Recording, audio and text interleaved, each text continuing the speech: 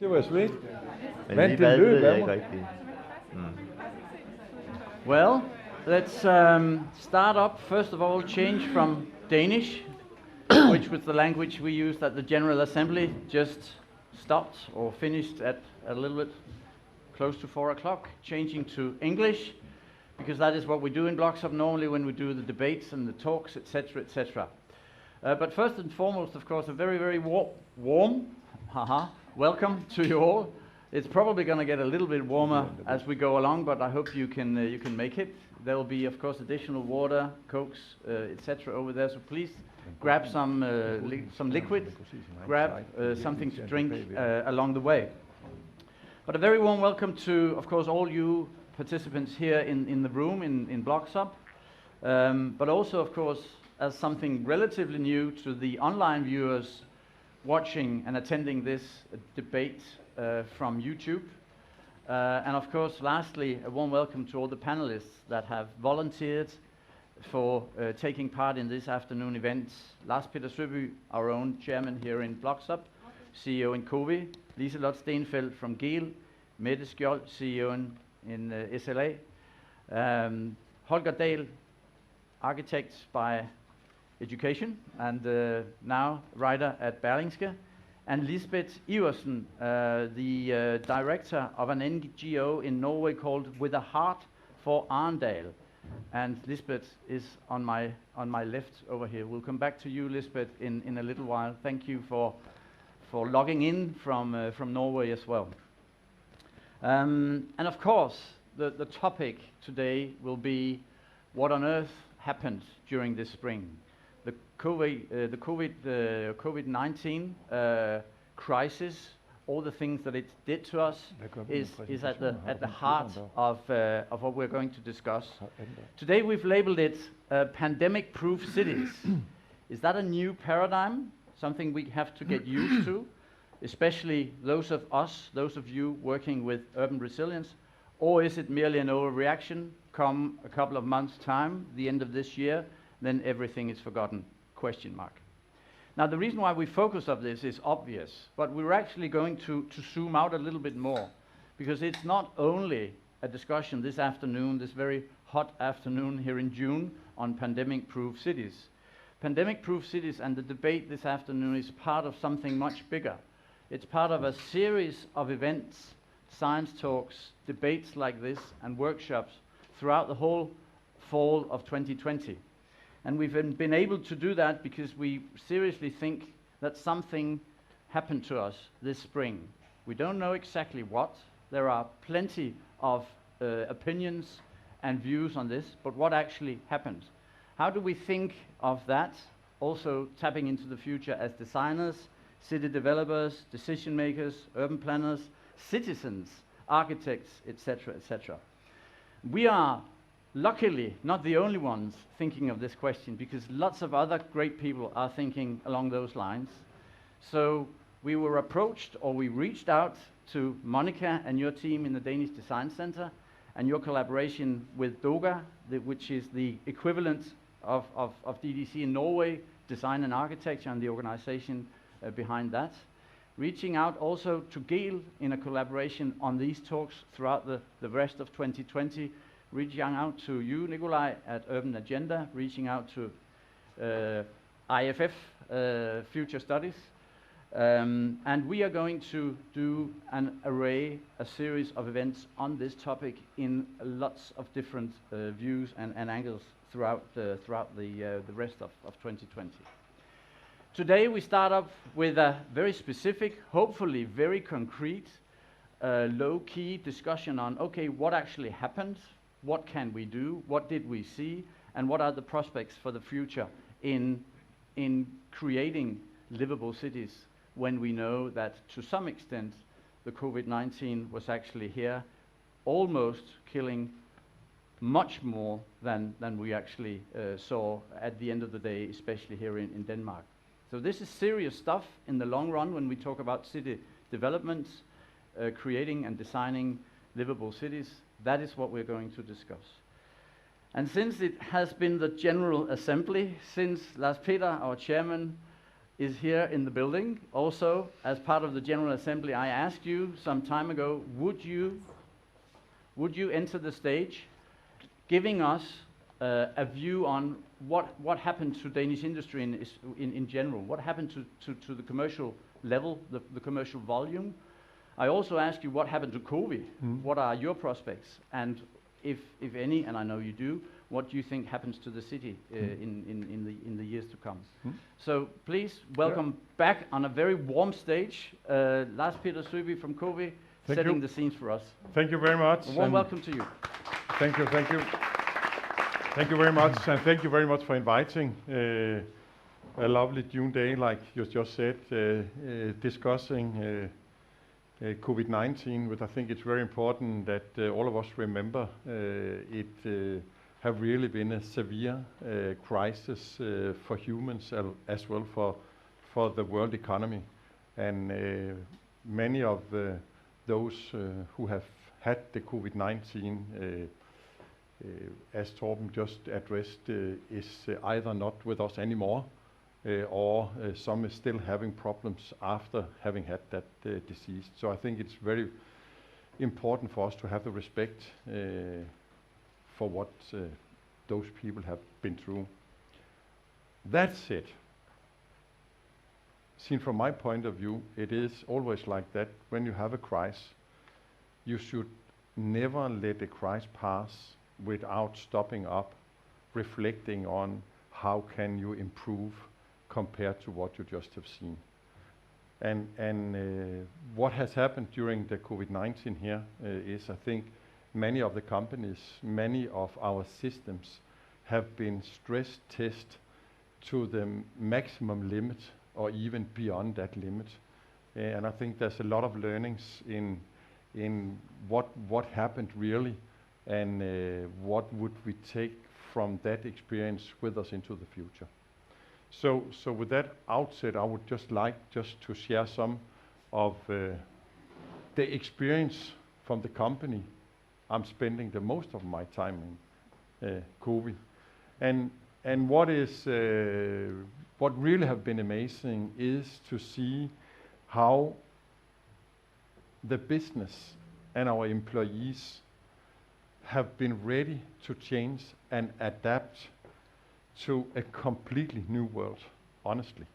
And this changed within, you could nearly say, hours for many of us. I know it's days or weeks, and I know that it started in Denmark, and then it came to Norway and UK and United States at a later stage. But it just happened more or less like in a heartbeat. And if you have asked me 6 months back, will it be possible for you to get your company running if it is not allowed to have any of your employees sitting at a desk? I do believe my answer would have been, it's going to be difficult, and I think it's not possible. But it was possible. We have been running the company. We have been running the company with an even higher effectiveness. We have been running the company in a way of the feedback we have from our customers. We are using the Net Promoter Score. I think some of you know what and how that is. We have seen an increase in our Net Promoter Score during the COVID-19. So what does this really mean? It means that we as human beings are much more change readiness than I as a CEO expect, honestly. So, and reflection and a lesson learned. Secondly, this about being digital. If we have not been digital, I think we have not existed as of today. So I have many times praised my predecessors being the first investing in IT when you had those old machines who should have a room for themselves. I know I have been each year when we were doing the budgeting complaining of the IT budget always increasing. But now I just see the effect of being really front runner and digital. So therefore, and another reflection is that the future companies, they will require that you have the ability to digital transformation, and even, I think, at a much higher speed than we have seen so far. From the COVID perspective again, within 1 week, 2 weeks, we were more than 5,500 employees up running on a VPN access, completely integrated into the systems. And if I have asked the IT last December, what if 5,500 should be on our platform at the same time, then they would have started giving me all the excuses for why it was not possible, and we should do this stress test and this stress test, see what happens. So again, there's much more, you can say, strengths in many of the systems and the things we have than we really believe when we are just having it in a day-to-day business. Finally, new ways of working. I've just mentioned it here, and I don't know really if it is the right word, new ways of working. Often I'm also using the word ways of working, because I think this is the future ways of working. This about being much more digital, this about being online instead of always being in a physical meetings. Again, coming back to the experience from the COVID group, what I saw was during the Corona crisis, each morning a lot of teams just had a tick-in or check-in meeting, 7:45 or 8 o'clock, just for a quarter. And then is everybody well? Is everybody, do they know what to do? And what is the day going to bring? And all that stuff, which you're not doing when you are just meeting normally in your office. So I think it has been one of the elements which has facilitated an even higher efficiency. And at the same time, as I just said before, the overall efficiency of the company have improved by 2 to 3% during this period of time. And at the same time, working, you had, in Denmark at least, the responsibility for teaching your kids, if you also were a family with kids. So there was really stress on families to get the new life up running, and still it was possible. So the feedback to us as management is that this possibility of creating your own balance have really been something which is taking very well on board. So therefore, I do believe that ways of working will change. You will reduce travel, waste of time. It'll reduce CO2 emission. So I think it's really what we will see in the future. This is what we will take with us going forward. And that brings me to the next one. If you just lift this one more and just looking out, I think many companies and in many boardrooms, the discussions these days are, do we have a robust business?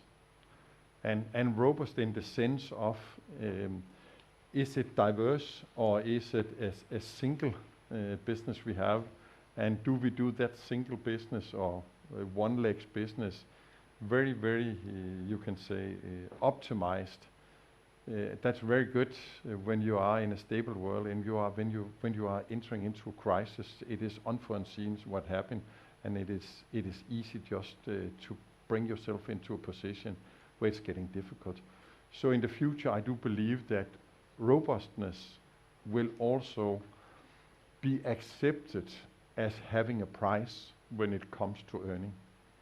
And that goes for geography, and it goes for expertise, it goes for supply chains, it goes for all the elements in when we look at business. Secondly, just looking at the world, what has been introduced many places over the world is short-term package to get companies surviving. I think it was definitely needed, but it is also my clear opinion it has to stop as soon as possible, because we cannot keep alive things which do not live by their own. And instead of looking into the long perspective, that means how can we see a long-term robust investment in kickstarting economies. And for me, it goes really into a green transition. It goes really much into what has to do with reducing the climate, the CO2 emission, and the challenge we had with our climate on a global scale. I think there's a huge opportunity to kickstart that now. So that also leaves me with saying the climate have never been more important than it is now, and I think we have an opportunity really to kickstart, and we really need to do something, because now I think it is evident for everybody that even if you take Denmark, during the lockdown, 2-3 months lockdown, there was a reduction of the CO2 emission on 16%. So 1/6, it's never gonna bring us to 70% by 2013. So stop talking about that. It is definitely not enough. We need to do much more, like power to X and that kind of stuff. So all in all is what I think is coming in the future. And what does that mean as the last question here for cities and urbanizations? I think when you are working the way we see in the future, I believe that, and I do hope, and I will do my best to push our employees to have at least 1 day a week working from their home office. It gives another balance with the family. It reduces, as I said earlier, this CO2, and the climate has a positive impact. The other way around this is, I think we need to look differently on how do we design our houses, our apartments, and where we live in general. And that goes as well for the inside as well as the outside, because I think it was also very obvious to see that when it was allowed, or when we were out of our houses, homes, everybody was looking for the nature, to get the green, to get this free, where you can really breathe. So I think we have to look at how to redesign the cities, getting much more open space, much more green into the city. And when we are doing this, I think the climate part, especially the resilience part, have to be part of. Why can't we combine even more when we have to take care of flooding or heavy rainfall, combined with having more green space, more open space? And if my prediction of this getting 20% of the time out of office, then I think there is 20% less of the office spaces which will be rented out. And that means you will see empty office buildings. So what to do with the empty office building? They should maybe take another role in what you see in the future cities. So all in all, I think there's a huge potential for taking this opportunity also to create a modern and much more livable cities in the future. Thank you so much, Lars-Peter. Thank you so much. When you look at thanks for reflecting on a personal note also from COVID, of course. I think when you look at some of, I know you a little bit, and therefore I know that some you are very preoccupied with is the fact that we have to create as you say, a long-term green economic reboot. I couldn't resist taking Berlingske business from yesterday, actually. This is yesterday's news saying that the CEOs of the Danish industry as a whole is split into two.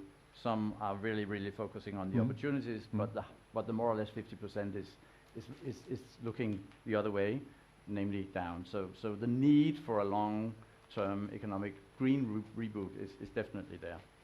Let's hope that the government receives this message as well. I think we are doing what we can, also to try to, via the Federation of Danish Industry, to highlight exactly this part of the agenda.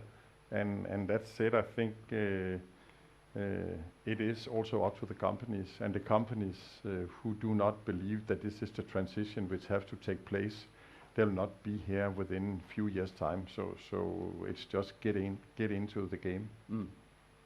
Thank you so much. You're welcome. And thanks for your key takeouts as well. I think definitely there's something for you, Mette, later on to not only discuss but also add to. Thank you so much, Lars-Peter. And now from the both zooming out and zooming in on COVID and the reflections there, zooming in on the data. What on earth happened in Copenhagen through the lockdown? We've asked Gail and Liselotte Stenfeldt from Gail to come and enlighten us a little bit about what happened. You did an analysis, so you're actually one of the stakeholders here with some data on whatever happened and how you can measure that. So we're looking forward to your conclusions. Yeah. Welcome. Thank you.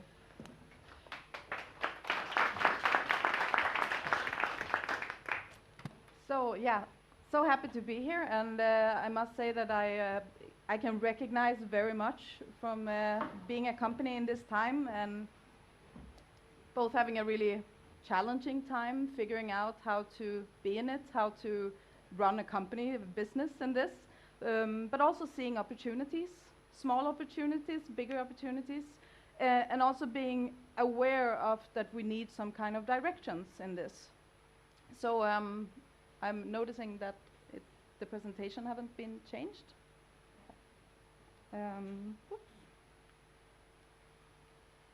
Very easy, okay. So yeah, as Torben said as well, we reached out to Real Dania and we're lucky enough to get support to go out and actually see how does people use urban space and how are people interacting with each other in this time of crisis. I mean, it's obviously a kind of challenging time because many cities are built for social interaction. It's built for people coming out and meeting. Many public spaces are actually welcoming for people to spend time there. So how do you deal with this when people are not allowed to be too close to each other? So what we looked at was, in this uncertain time, how can we actually fight against the pandemic by having data as one of the arrows in the time of uncertainty? How can we go out and document what actually happens when all the shops are closed, when the city is very empty in many ways, and there's not so many activities? What do people need? You said nature before. What else does people actually need in their everyday life? We went out and we conducted a survey in 4 cities in Denmark. And you could say, how could we do that when we were not allowed to go out or travel? Luckily enough, we had digital technology. And luckily enough, we had already started the development of a digital tool where we could take the many years, 45 years of knowledge we have, protocol on how to study public life. And we had done a platform, a digital tool in an app that made it possible to actually activate community researchers, so people out in these cities to help us. So we had 60 persons out at one time collecting data about how people move, how they stay, if they were biking, if they were walking, how many people there were in a space, and so on. There was a lot of outcomes coming out of this, and as you saw on the last page, there is this web page, and I recommend you all to go and have a look at that after, since I don't have very much time, and it would be a very long talk if I went into it. But in this, we also have all the data open, accessible. It's open source, all of it, because we're actually hoping that all of you guys and other people will use this data or create new opportunities and have new ideas on how do we solve this? How do we actually create better space? So there you can also go deeper into all the snapshots. There's both a report and highlights and the data. I'm going to share some of them. Well, one part that was very not surprising, but very clear to us was that there was a huge decreased activity in the city center. And this was kind of interesting because at the same time, the local neighborhoods were used 3 times more than not only before COVID, but also the previous years. So COVID actually got people out using the space much more than before, at the same time as the activity went down 80% in the city center. In the same time in Horsens, it went down 96% in activity. So it was very empty, and there was not much happening. So obviously this led us to a lot of thoughts that we're working on right now, is to figure out how can we actually invite various stakeholders to take part in the city center? How can we actually look at non-commercial activities to actually help making it more attractive to go to the city, even if it's closed? And this could also be both wintertime, it could also be in the evenings. So it's not only in crisis. This is tendencies we saw already before the crisis, and now they got accelerated. We also saw that popular local places and neighborhood are more visited than before, as I said. We saw that, for example, Superkiel, and you can see the gray is the before and after, is actually how much more it was used. Here should actually stand during, just to make that sure. And the same with Enghaveplatz. And we have actually developed this tool. It's kind of interesting. Before I started at Gale, I worked with digital technology and trying to figure out how can we actually push how the built environment use digital technology. We have been very needed to have this now, and it has been driven by a need here and now. And it has been really, really interesting to see how you can actually also accelerate the resources in a company to just say, we need this. We need to develop it now. So we have developed a tool where we can see the amenities in the different area to figure out how does a very good programmed local neighborhood look? What does people need? And when we zoom in, this is a radius of 5 kilometers. We can see that many of the popular local neighborhoods, they have many small green spaces. They have access, direct access to go out. Where you can go in, this is the city center in Copenhagen, and there is 0. There is Kongens Have, for sure, but within this area, you can see there is actually no access to green areas. And you can continue looking at it, also with civic facilities, playgrounds, places to go. There's not very much in the city center. We also looked very much in, well, how can we actually connect our data? How can we actually make sure that our data is the right to look at? And we have been lucky enough to work together with many different other third-party data owners. And among others, we could use the see.The data from the city center. And we have also been able to use Google data and Apple data. And then we have seen that, well, the Apple data is really good, but being site-specific, it's not helping very much.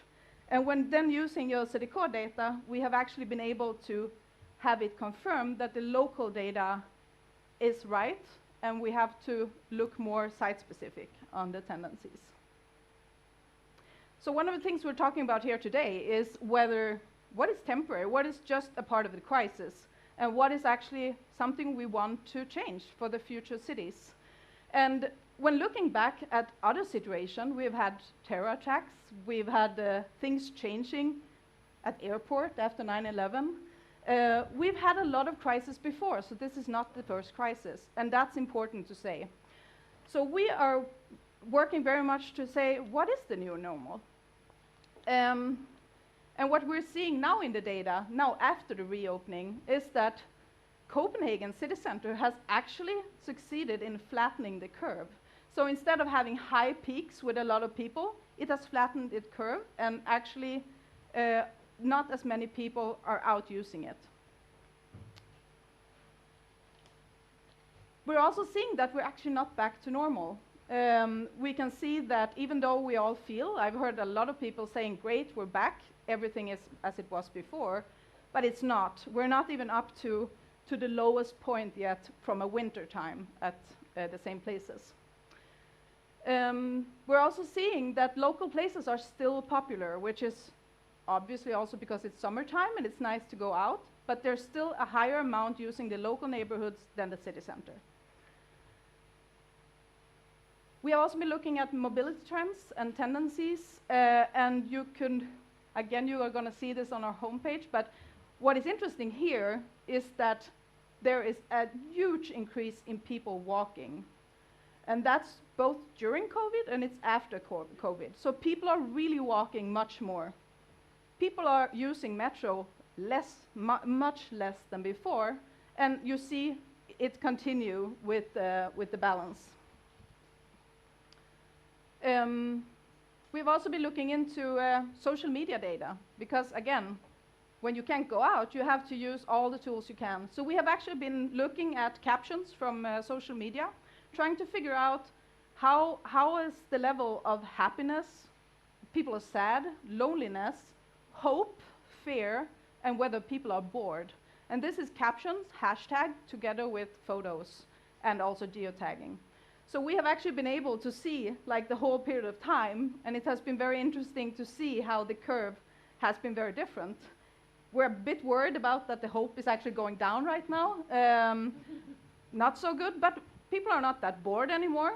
They were actually more bored here, and there were also so many more caption or like Instagram shared or photos shared at this time.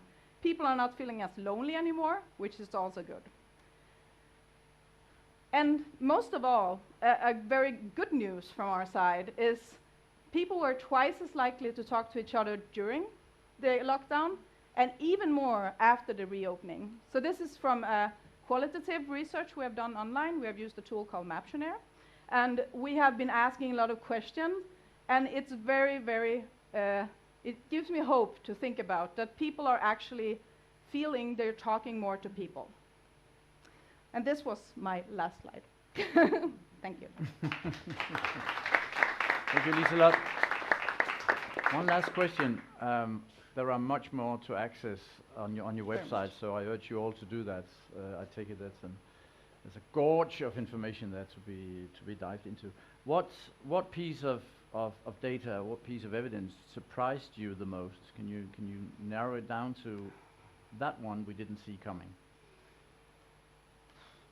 There has been, well, as I started saying, there has been a lot of tendencies that has been confirmed, but we have been surprised about how much it went down with the activity in the city centers, and in that regards, more how little non-commercial activities there are in all of these 4 cities.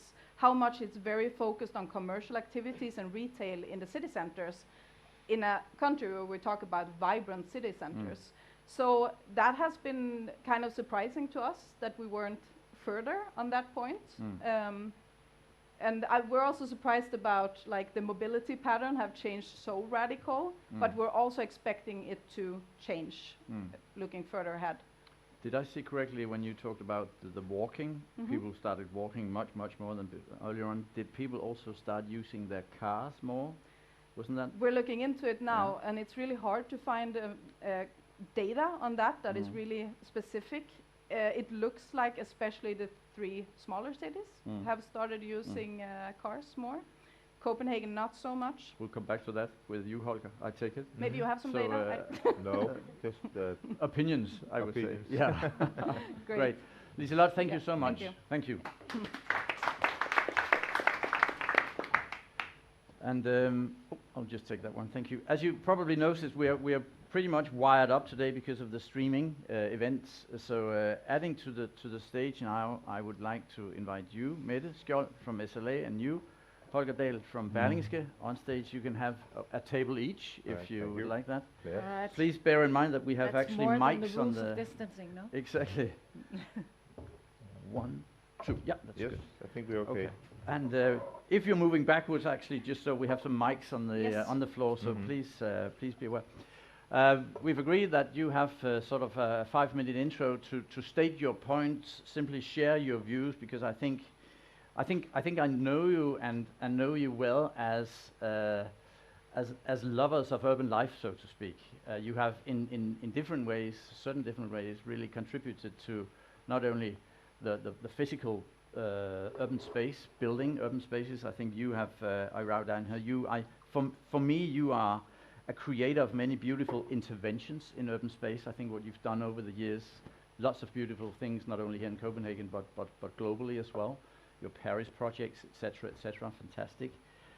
Holger and Dahl, apart from being old colleagues back in Arkitema, you and I actually, you are sort of an observator of city life, I would call it, and architecture and what architecture does to people and the behavior of people in cities. So a very, very warm welcome to you both. Thank you. Let's start out with the ladies. Mette, please share with us your thoughts, maybe sparked off with a question from my side, being what are the fundamentals you see in the rethinking of the city based on all the experience we've had during the spring and the COVID-19? But share your thoughts with us about that. Well, first of all, we haven't yet had a project or an assignment that actually integrated COVID-19 as a parameter. So in general, we are still in early stages. So thank you so much for your insights on your analysis. I would like to start a little bit differently. To see this title, I got a little bit provoked since pandemic-proof cities is, for me at least, or the way we work at SLA, a complete, not a complete, but a very, you could say, exclusive way of looking at a city. A city is more a system. It's an organic system that responds to our behavior, and then in general the social, economic, environmental issues that are pushed in the city. So you cannot make a bulletproof, a terror-proof, a pandemic-proof city. But a crisis as COVID-19 can inspire a lot of testing and action. Just from looking, from mapping out, from understanding, from listening, and from actually being outside and inside the buildings. So, to quote Einstein, I do that from time to time when I sort of have to go back to my DNA of understanding. He said, amongst many things, that we cannot solve our problems with the same type of thinking we had when we created them. And that, at least for me, aspires that we need to do things differently. Also, we cannot just like put together pandemic and then urban resilience. We need to sort of go a little bit further back in order to act. And of course, in what I see in cities in general is that there's a tendency that the physical structure, the physical space of the cities are changing too slow. Other cities, other parts of the world, they are much more agile, they are much more like faster making interventions. But I really can only say that from COVID-19, at least at SLA, we had time. We all of a sudden had time to sort of read books, add on common knowledge, make a learning journey into certain issues. And that reflects back to, I think the reason why I'm here is because there was like this interview in Jyllandsposten where I said that I think the future solution for cities is much more interdisciplinary. And the way we work with interdisciplinarity at SLA is from a super narrow mission. I mean, we believe, we can even see during COVID-19 that people are seeking towards urban spaces where nature is part of the exploration. You wander, you have a contemplative moment, you have an informal meeting, but like even just like a shadow. But that's definitely something that we have mapped out during this COVID-19. So our simple mission is to reconnect people in cities with the wonders and the performance of nature. It's super simple, but from that point of view, that's kind of our common platform for everything we do. And from that point of view, in order to make the full value proposition with that sort of starting or common denominator of all we do, we hire other disciplines to sort of. It's not because I in sort of the management have like a super proven this I can excel, I can do the average, we can sell this and this more. It's out of sort of pure interest and the urge to learn, and yeah, I almost get a little bit touched about it because that's really what I've experienced at SLA during this pandemic, and it's a little bit what Lars is also putting forward, that also about management and policies and all that, we need to get it out amongst people. And that's how the culture at SLA, at least that's the best I know, is that the management, the leadership is 99% out there amongst the people. It's not something that I, with the management team, with my economists and so forth, decide. And that's also where I get the information about, okay, let's hire a biologist. And I'm just like, all right, let's do it. Let's hire 3. And then we sort of look into, we don't know how to make money out of it, but we know that it can sort of increase the value proposition in our projects and for our clients, end users, and so forth. So that's at least the inspiration that I got from Monica's mail to me about this Jyllandsposten article. It's not about that we want to be Kobe, but it's about actually the willingness to learn and to experiment and to sort of be focused on that.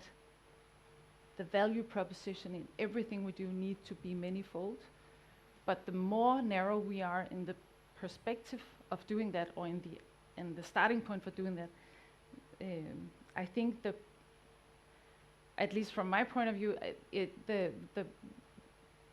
better the success criteria is. I mean, so, yeah. Great, thank you. And Holger, over to you. It's true, Mette, you did an article, I have it here, in Jyllandsposten. Holger, you do lots of articles, being a journalist also at Berlingske. This one I'm having here says, well, you have a piece in Berlingske called Københavnersnuden, and you have actually written an open letter for Frank Jensen, saying that, hey, look at this. This is the reason why the corona crisis actually can create a more livable city in Copenhagen, something like that.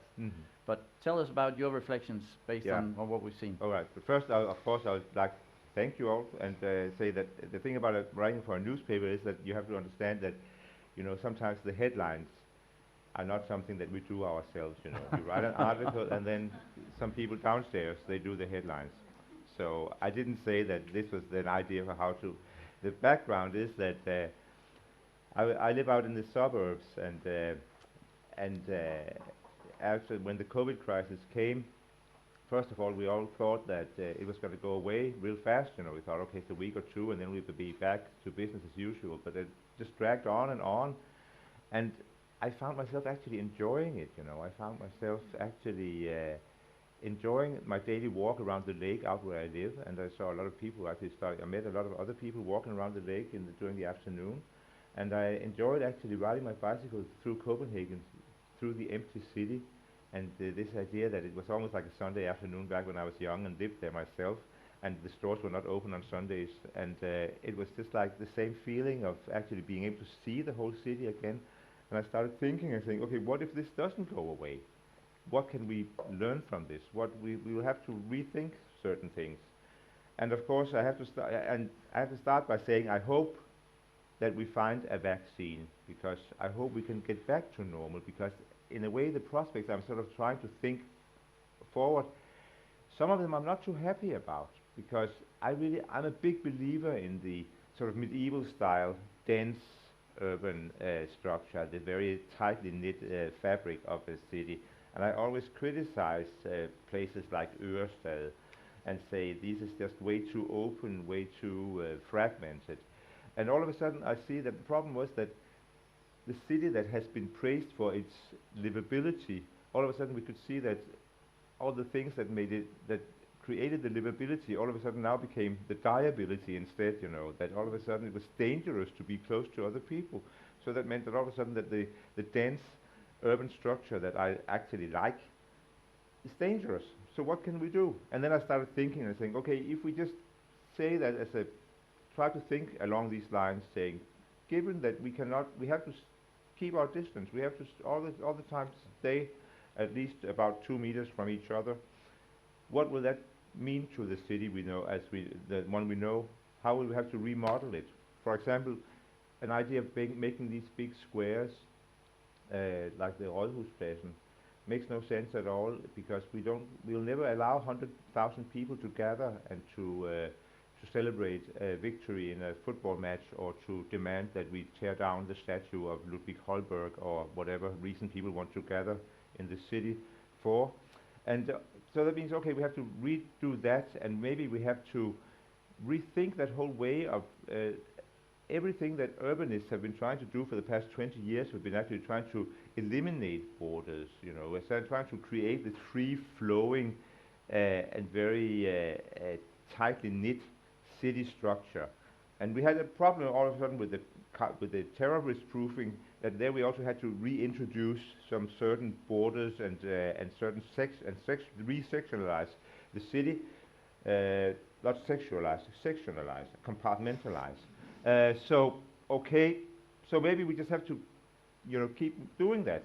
And then along these lines, then all of a sudden, Ørestad becomes interesting again. But of course, we have to rethink it, because the good part, I mean, I can talk like this for a long time. I'll be very brief. Because given that, I hope that we get back to the normal. But I say, okay, say we don't. The good thing is we learned new ways of working, like we heard from Kobe. That is something we all experienced. So the good thing is the office block is dead. We can just dismantle all the office blocks. We don't need the office blocks anymore. That's very good. And the other good thing is that the shopping mall is dead. Because of course it's not very healthy to walk, a lot of 100,000 people walk into a very tight space and walk around doing all your shopping. So we can dismantle all the shopping malls, meaning we have to find ways of getting all the shops back out in the open, where, I mean, the risk of getting infected is a lot smaller than if you're in a very tight and closed-in area in a shopping mall. And these are two items I really enjoy, I really like. So I said to myself, okay, the office block is dead, very good. The shopping mall is dead, also very good. Will be good for the urban development. And then the third thing is that the Lynetteholm is also dead, which is also very good. That's your last wish for this Yeah. afternoon, Yes. then. Okay.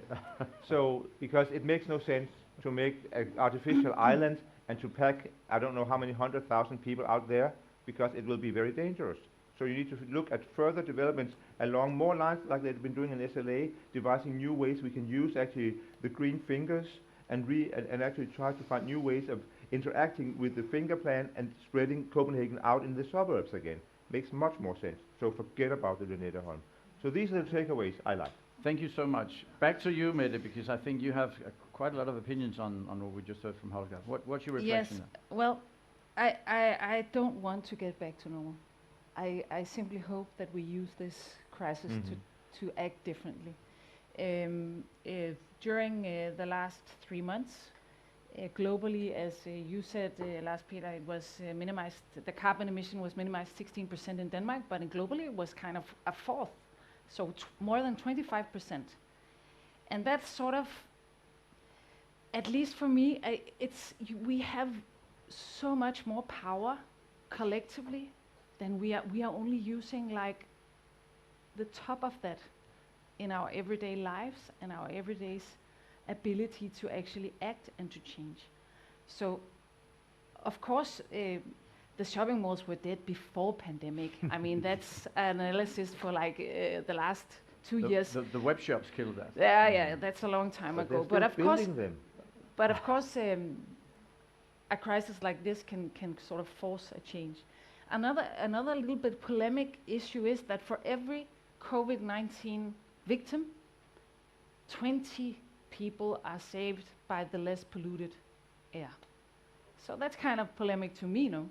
Are we actually willing to go back to a situation where the air is so polluted in our cities and where the noise, we are getting more and more stressed, we are getting more and more lonely. So I think from at least from our praxis, doing everything from planning, strategic planning, to small intervention of changing a grass lawn into a nice nature-based space.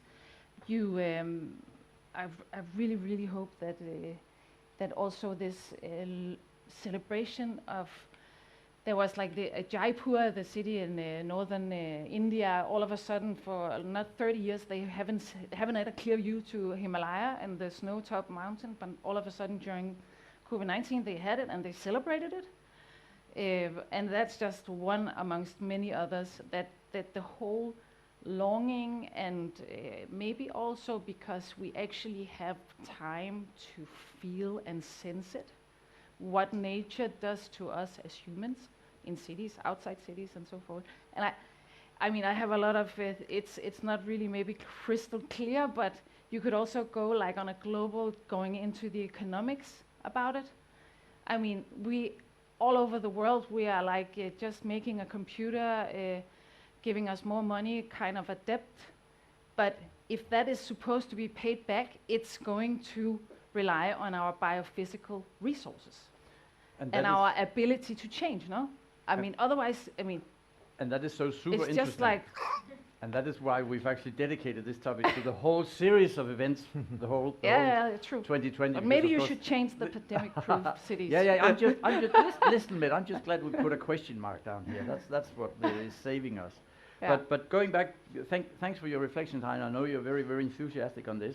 Actually, I heard you say, I think it was in your article also, that actually you've been advocating for this for your whole life, because that's what you do at SLA. Now you just got a COVID-19 crisis actually just driving that and pushing that forward. So that's another interesting aspect.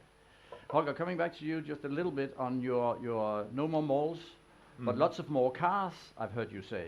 Yeah, just give us your insight on that. Yeah, but why that? I mean, it's just thinking along the line, saying, of course, that means that the subway, the S-train, and the metro, of course, are also non-viable means of transportation, because they rely on tightly packing a lot of people together.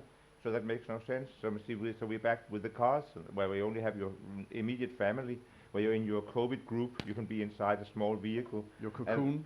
And of course, the cars, of course, shouldn't be fossil fueled. But again, we have to rethink urban transportation. And again, I agree with you, Mette. Also, I hope for big changes. I also hope this would be like the final dismantling of the old modernist zoning of the city, of course, because again, a lot of wasteful transportation goes on between work to living to play. I mean, that whole idea that also, so we need to find a more resilient way of integrating the city. And I think actually the data from Gale is extremely compelling, where you see the empty shell our cities have become. I mean, we have known this all along. We walk through them and say, well, the cities have become just these party machines for people, just these outdoor shopping malls, but these empty shells that we believe are still cities, and they are not. And all of a sudden the data where you see the whole center of Copenhagen is virtually just restaurants or shops, and when they're not there, nobody's there. There's nobody, people don't go there anymore. And of course we need to rethink the city. So in a way, of course, I mean, I'm saying this jokingly, I hope we get back to normal. That's all to say, I don't like this idea also to become an advocate of something that I have always considered to be a thing of the past. So we have to find a new way of getting the city, sort of healing the city, the original city. And no matter what, it will be a discussion packed with dilemmas, of course, along the way. Okay, we could discuss this for hours, I know, but the time is up now. Thank you so much, both. You'll be back for a final reflection just in a little while. Big hand for both Mette and Holger. Thank you so much.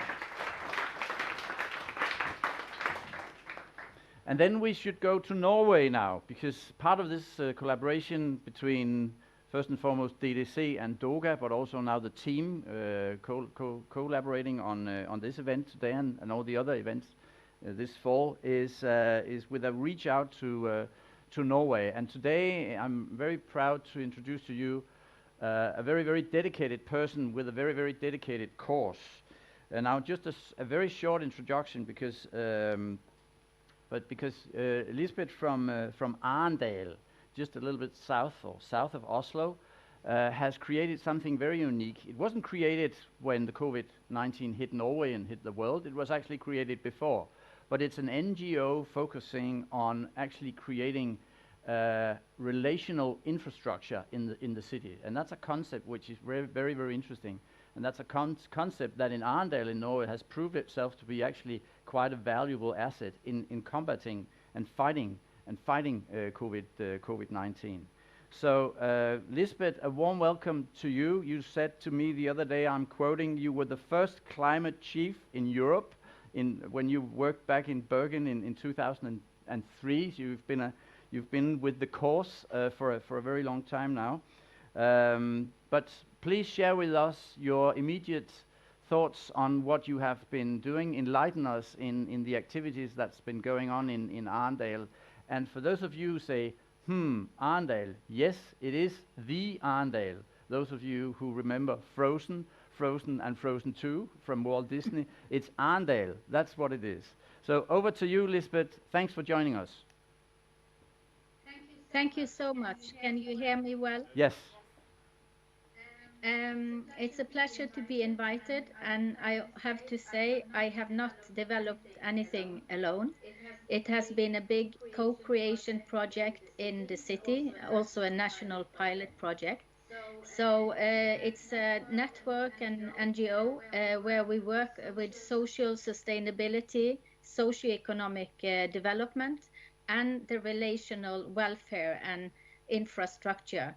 So it's a very, very big network. We have more than 800 on our email list, meaning organizations.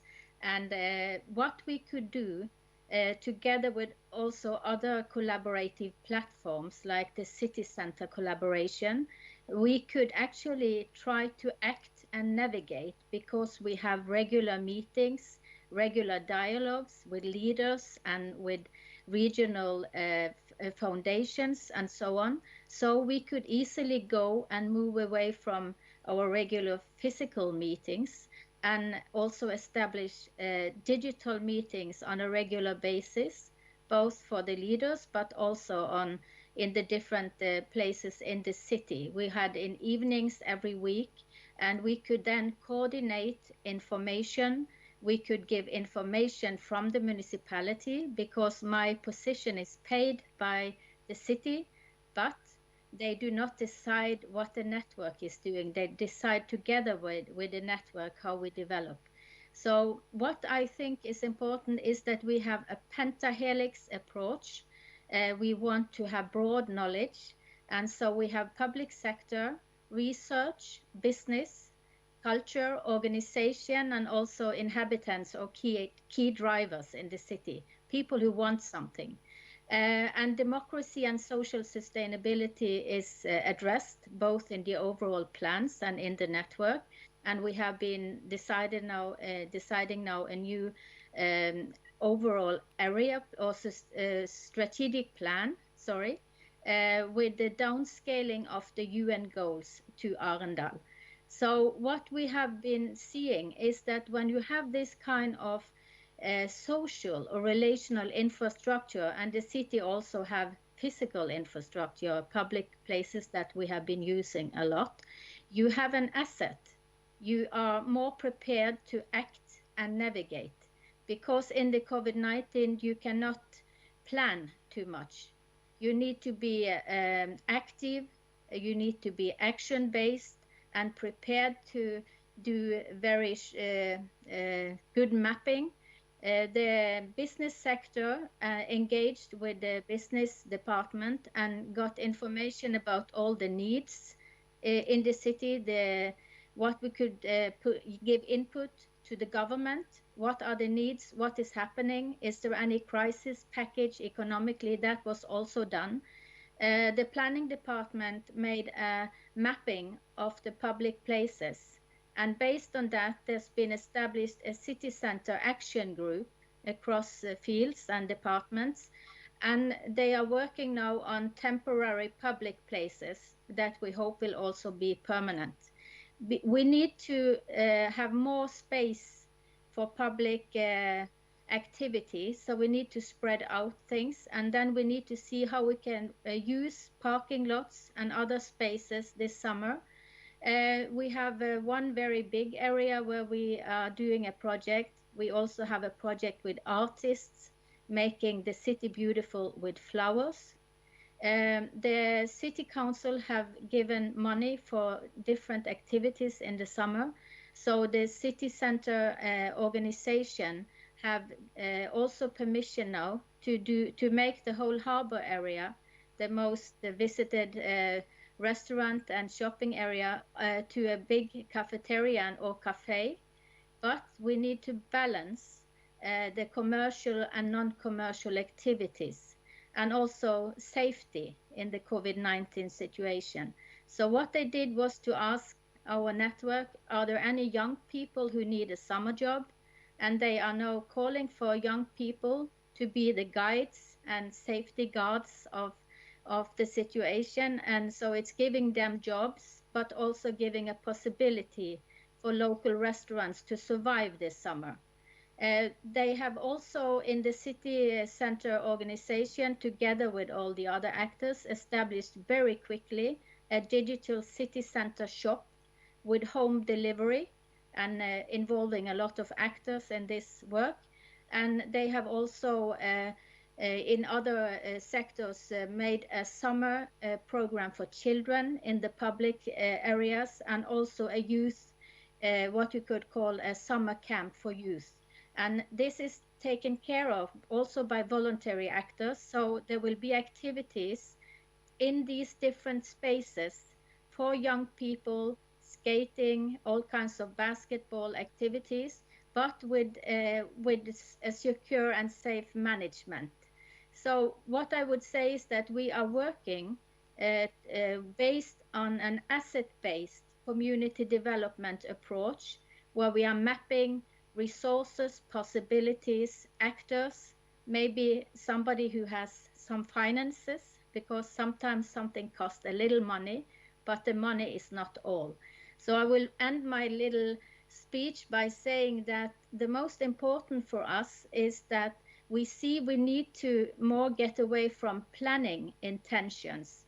We need to have good plans, but when the crisis is there, we need knowledge, and we need broad knowledge, and we need the ability to design a good place leadership and make sure we have place innovation within the frames we have those weeks or those months. So far we are hopeful that we can see people are coming back to the city center, but like in all other cities and in Europe and elsewhere, it's a challenging situation. But we are not without hope, and we are very eager to use our network and our all our people to do what we can. Thank you so much, Lisbeth. Let's give Lisbeth an applause.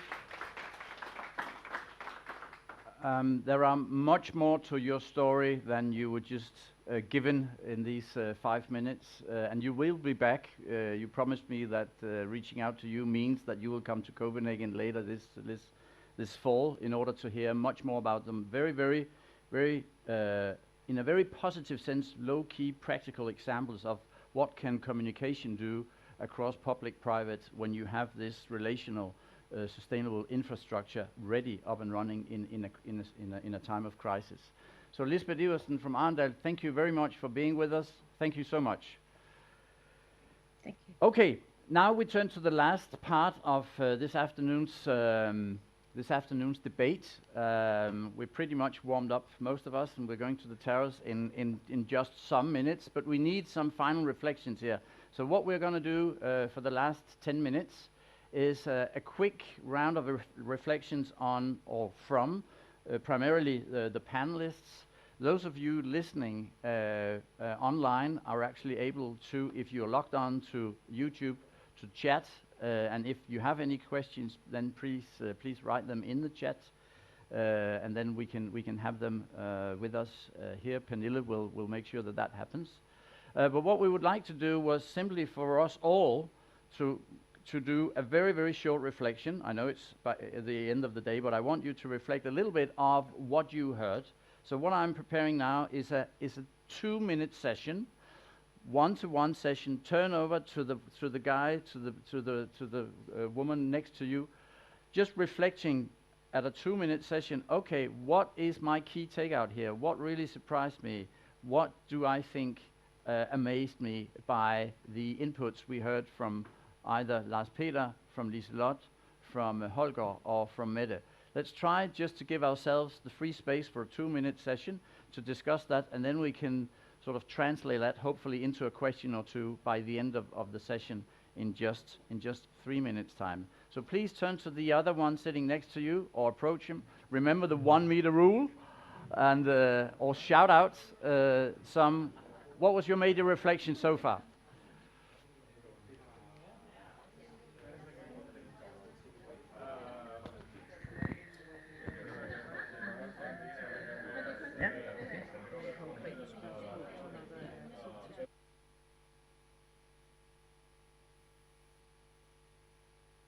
Yeah. Yeah.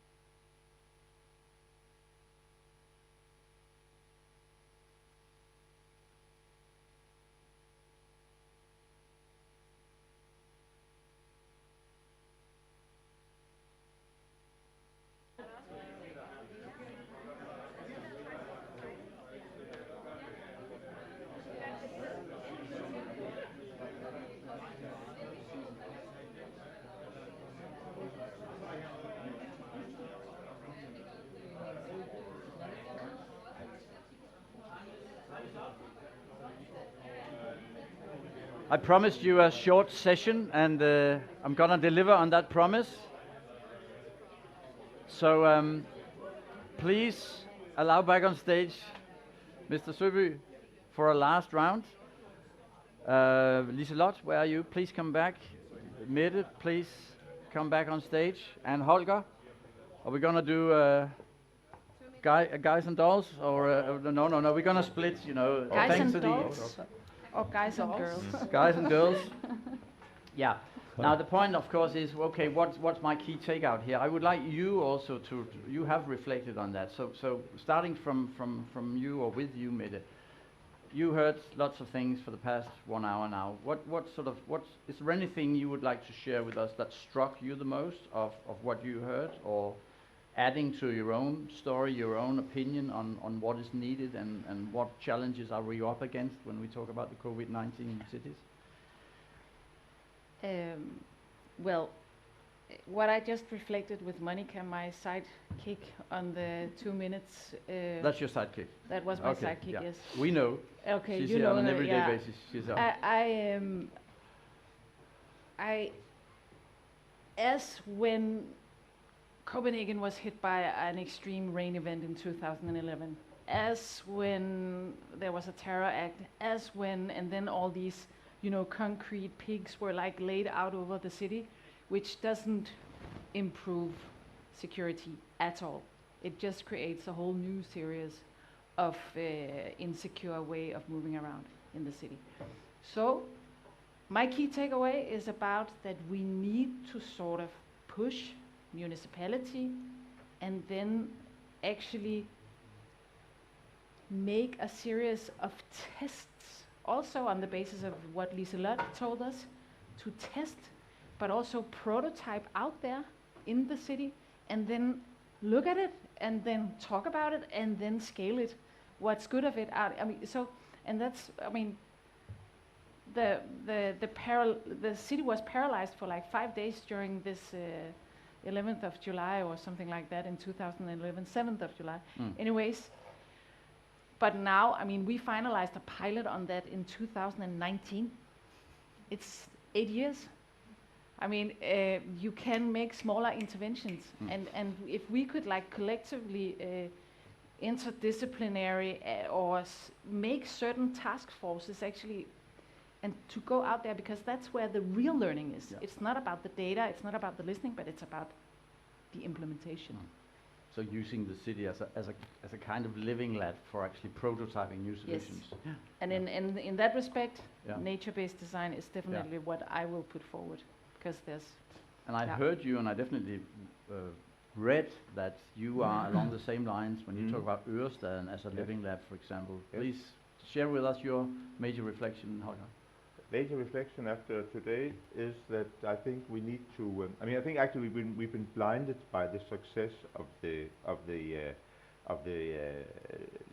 Copenhagen, the livable Copenhagen. We've been sort of blinded. We haven't really actually understood that the city has some flaws in its very core, and these flaws have become very apparent due to the COVID crisis. And now again, so we have to rethink, find a way to get back and to make the city a city for people again. So we have to reintroduce actually workspaces in the center again. We have to sort of to get a mixture of people, so we don't have the peaks we have today, but we have a more sustainable way of using our city centers. I believe that could be a solution.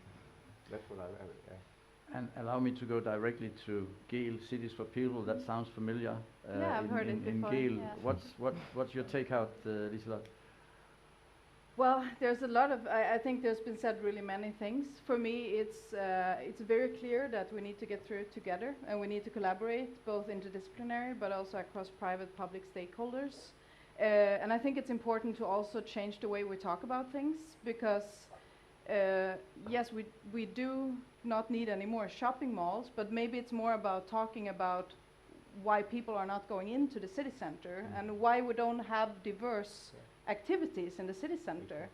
Because remember, there was not even the local people in the city center used the city center. So people living there didn't use it. So I think there's a way of like changing the way we talk about it.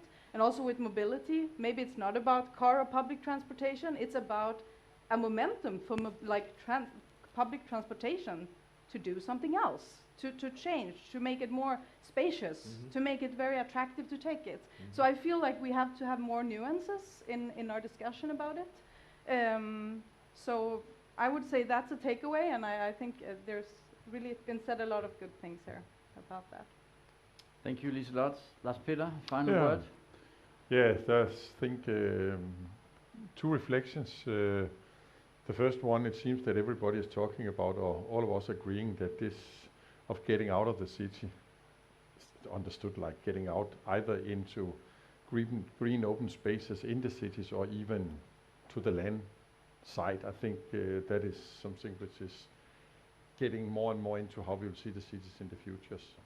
And the second one is what Liselotte just addressed. I think it was amazing, honestly, to see the way you have dealt with big data. And I know I'm probably the only one here up with an engineering background, so that's probably why data does mean a lot. Even you need to take decision on different aspects as well. But I think what you showed us and what you really can get out of analyzing the data was amazing. And I have an offer for you, because you just said that you were missing the link of this about the cars when you had this question. I can provide you that, because I know how the cars is driving within all the cities and where they are, because I have something which is called connected cars, or getting from 100,000 cars every 10 seconds GPS coordinates of everything the cars do. If it's electrical car, it's diesel car, whatever it is. So and kind of sitting there. So I think it could be maybe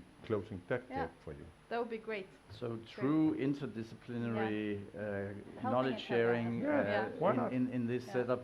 Matchmaking, my friend. That's great. Thank you so much. Now, before we let you go, we have actually lots of questions, but at least one question from the online viewers. And Pernille, you would like to pose that question to the panel? I actually have a few. A few questions. Yeah. And comments, because they've been really active. 2 seconds. So just thank you to everyone watching and participating in the debate. And I have the honor of just now, I have the floor, so I'm going to raise the comments and questions because we have a few. Mm-hmm. So we have one addressing the whole office space and the need to rethink the buildings. Just a few, if some of you may have some reflections on how we can re-commercialize and rethink the office spaces. That's one point. The other comment has been on how we should be better from a Danish perspective to commercialize the initiatives and knowledge that we have created in Denmark so that that can actually go abroad and help other people in going through the same learnings and experiences, how to do that. Third comment, and I think that goes into what one of you raised during your presentations, namely, how can we ensure that Copenhagen municipality becomes more agile and flexible in its planning? Then we have another comment in terms of, yes, it's good that we say goodbye to the shopping malls, but what kind of new models can you envision that we develop? And lastly, which I think is very interesting, is namely from an outside perspective, all the urban cities, the mega cities that are currently developing, they do not have the option of fleeing the cities. So what can we do in order to ensure a sustainable and resilient city that is also healthy? Okay, that was actually lots of questions. And I promised you to close up no later than 5:30. Because I knew that we were having a good discussion going. I'm not demanding of you to answer all of these questions, but we've had a couple of inputs also from you, Lars-Peter, on the office space. Could you maybe just add to that a little bit your thoughts on optimizing, creating more efficient space, etc., or different space? Yeah, but I think it has to start. I'm not there at all in my planning. I'm there saying that I think it's possible to at least average 20% of office space in companies like us. We will look at how to reduce and what will changes be needed then for the rest of the spaces which is left over. And I think there's quite some here living of exactly guiding us in getting the right decision.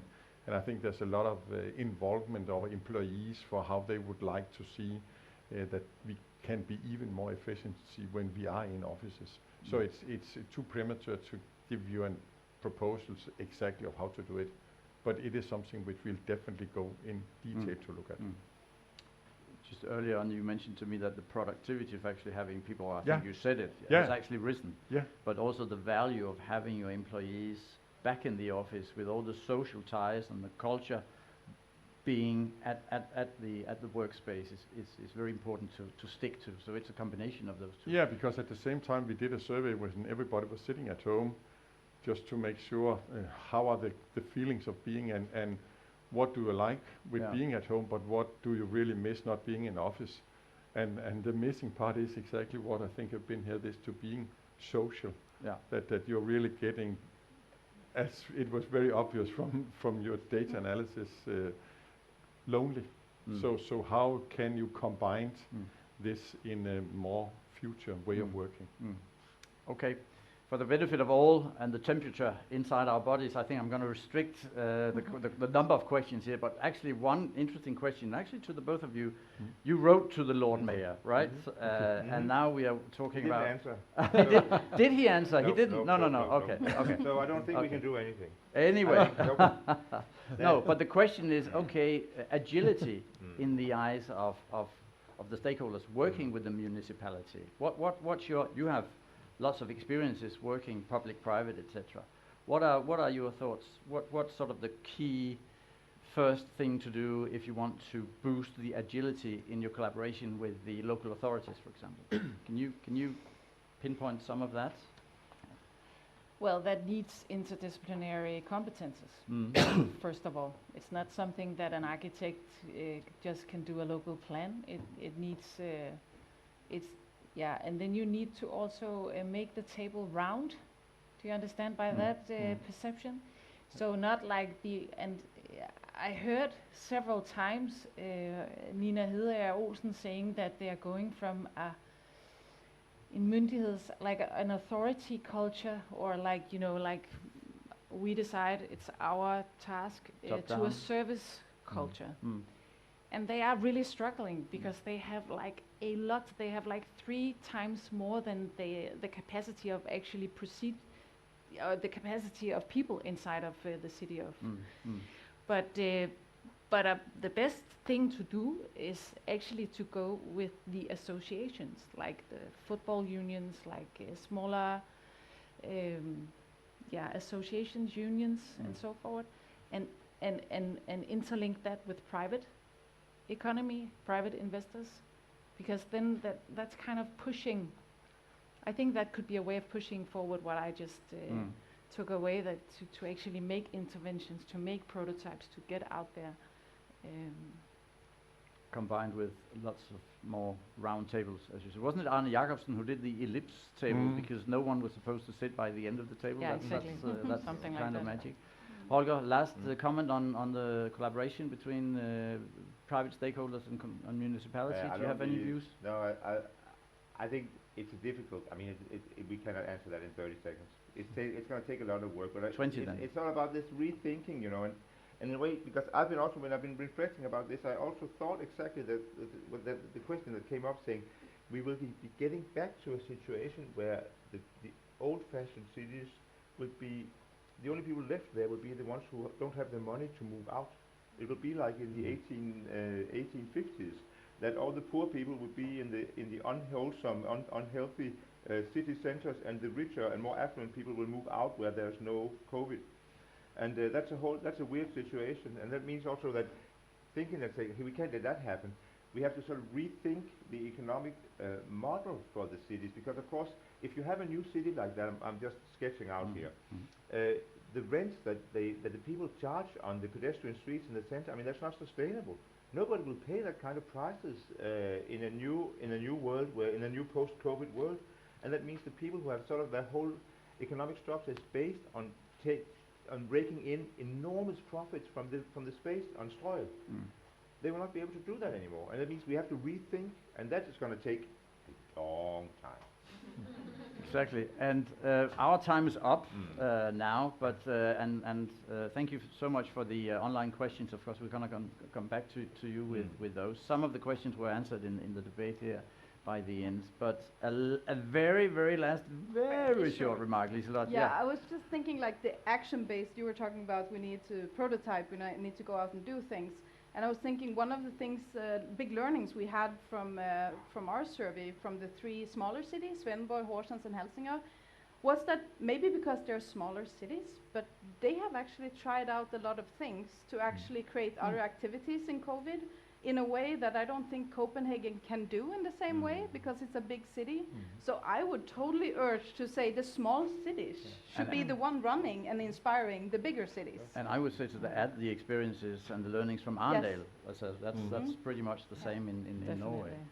Okay, let's round up now. Monica, by the very end, and that's going to be in 10 seconds, you'll have just a brief announcement. But from now, thank you so much, Liselotte from GEL, Lars-Peter Søbye, COVI, Holger Dahl, Berlingske, Mette Skjold, SLA. Thank you so much for coming and joining us.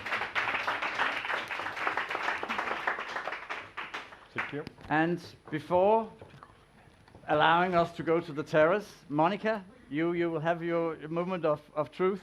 The last word, just after so many great discussions and it is just an invitation for everyone sitting here, watching online, to say, if this sparked inspiration, I hope it did. We are a big group of people and partners, also still gathering information, case examples, inspirations and ideas for how to hack this whole crisis, and good ideas for how to overcome it and look into new futures. So please send your ideas for Byer og Corona at ddc.dk. We'll welcome everything, reflection, thoughts, ideas. Just send it to us, and we're happy to read it and gather it and bring it into the next debates and events that we have. So thank you from my side. Thank you so much. And adding to that, simply just to say that that's the whole point of doing all the different talks during the fall of 2020. Having as many reflections, very practical examples as we've just had today, but also gathering as much data. We saw the work at Gale, tremendous work there. We need data in order to conquer all these challenges in the years ahead. Okay, but I think that more or less wraps up this afternoon's event. Thank you, of course, to all of you, but also thank you to our own team, to Malte, who's on the other side of this black wall, our tech guy here in BLOXHUB. This is pretty new to us, streaming live, but of course it serves an opportunity to actually reach out to a global audience in theory, and we're very, very pleased that we can do that. Thanks to Pernille for taking care of the questions on YouTube. Thanks to Malene and Helle for producing this event. Thank you so much to all of you. Thanks for coming, thanks for attending, thanks for not melting entirely this afternoon. I hope you'll join us at the terrace for some drinks and some much more, hopefully, free air. Thanks for coming. Thank you.